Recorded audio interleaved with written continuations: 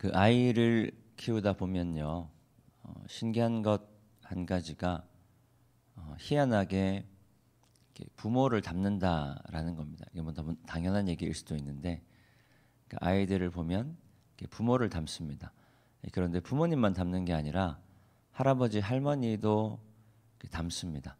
아이들에 따라서 저희 아이도 좀 그런 편인데, 부모, 그러니까 엄마 아빠 저나 저희 아내를 닮은 것보다 사람들이 보면 저희 아버지, 그러니까 이제 할아버지를 정말 많이 닮았다라는 이야기들을 많이 해주시는데요. 굉장히 신기하죠. 그런데 비단 저희 아이뿐만 아니라 꽤 그런 아이들이 많은 것 같습니다. 다른 아이들도 보면 할아버지 할머니를 닮는 경우들이 굉장히 많은데요.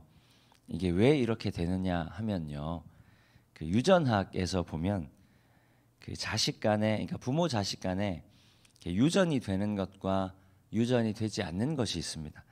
유전이 되지 않는 것들은 소위 획득 형질이라고 이야기하는데요.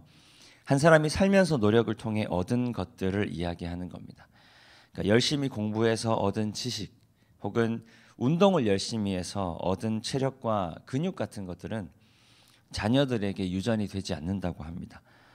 자녀들도 부모님처럼 많은 지식이나 건강한 몸을 갖기 위해서는 스스로 노력해야 한다라는 말이죠. 혹시나 의술의 힘을 빌려서 혹은 다른 힘을 빌려서 그런 것들이 가능해질 수도 있지만, 아무튼 그런 것들은 절대로 유전이 되지 않는다라고 합니다. 그러면 유전이 되는 것들은 어떤 게 있을까요?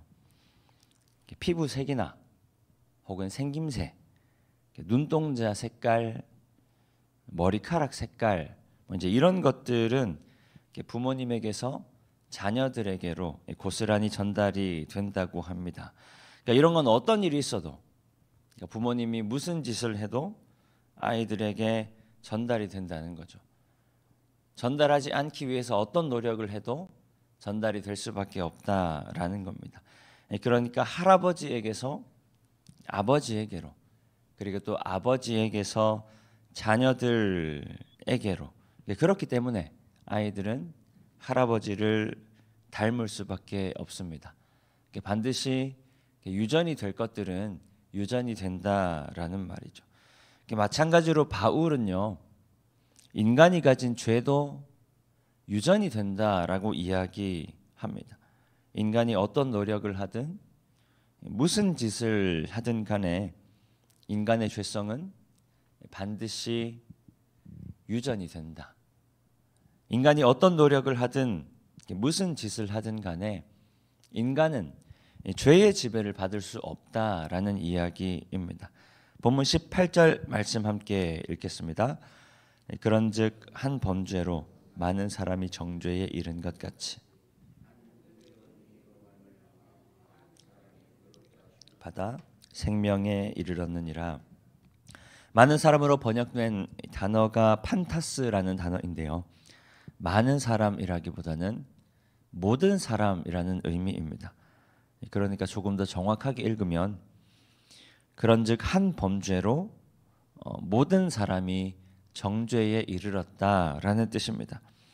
어떤 노력을 하건 어떤 선행을 하건, 혹은 부모가 얼마나 의로운 사람이고 얼마나 자식 교육을 잘 했건 간에 모든 인간은 어쩔 수 없는 죄인이다라는 겁니다. 그런데 이 죄의 유전을 압도하는 게 하나 있습니다. 본문 18절 말씀 다시 한번 읽겠습니다. 그런즉 한 범죄로 많은 사람이 정죄에 이른 것 같이 한 의로운 행위로 말미암아 많은 사람이 의롭다 하심을 받아 생명에 이르렀느니라.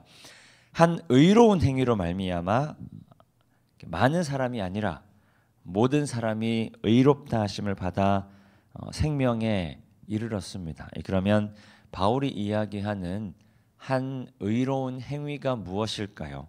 바로 예수 그리스도의 십자가입니다.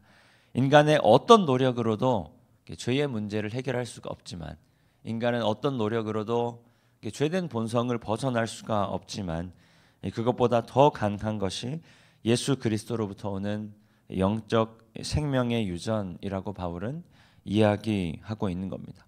반드시 생명이 사망을 이기는 것이다.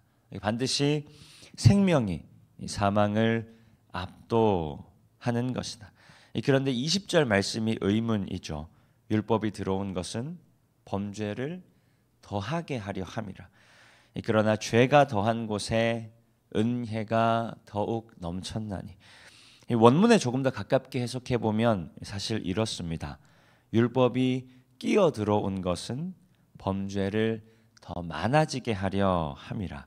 그러나 죄가 더 드러난 곳에 은혜가 더욱 넘쳤나니. 이해를 좀 덮기 위해서 첨언을 좀 하자면요. 하나님의 구원 역사 가운데 율법이 끼어 들어온 것은 하나님께서 다스리시는, 하나님께서 섭리하시는, 하나님 창조하신 역사 가운데 율법이 끼어 들어온 것은 범죄를 더 드러나게 하려 함이라. 그러나 죄가 더 드러난 곳에 은혜가 더욱 넘쳤나니. 그러니까 인간은 모두가 다 죄인인데 율법이 없이는 그 죄가 드러나지 않는다라는 말입니다.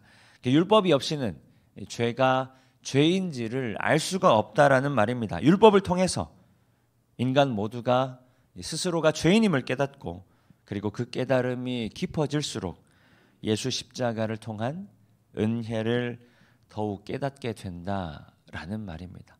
스스로 죄인임을 알아야 예수님의 십자가를 온전히 깨달을 수가 있다라는 말입니다.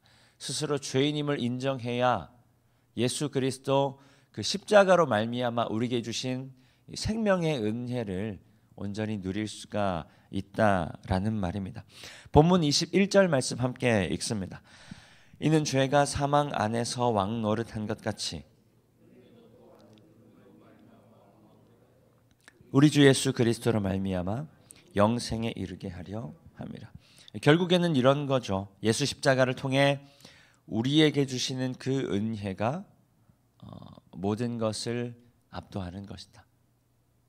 인간이 벗어날 수 없었던 이 죄의 사슬도, 그 어떠한 연약함, 그 어떠한 완악함도, 그 어떠한 깨어짐도 예수 십자가를 통해 우리에게 주시는 그 은혜와 사랑이 이 모든 것을 압도하는 것이다.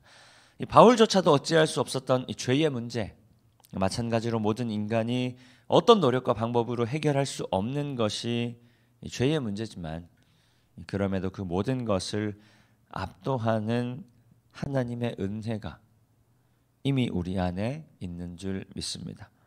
이미 우리 위해 십자가 지신 예수로 말미암아 이미 우리에게 주신 하나님의 은혜가 충만한 줄 믿습니다. 오늘도 우리가 다른 것들이 아니라 예수님 십자가 그 은혜로 말미암아 감격하며, 또 그 은혜로 말미암아 기뻐하며, 또 그 은혜로 말미암아 감사하며, 또 그 은혜로 말미암아 사랑하며, 그렇게 하나님 주신 은혜에 합당한 그 은혜로 살아가는 모든 성도님들 되시기를 축복합니다. 오늘 이 시간 주신 말씀 기억하며 함께 기도하겠습니다.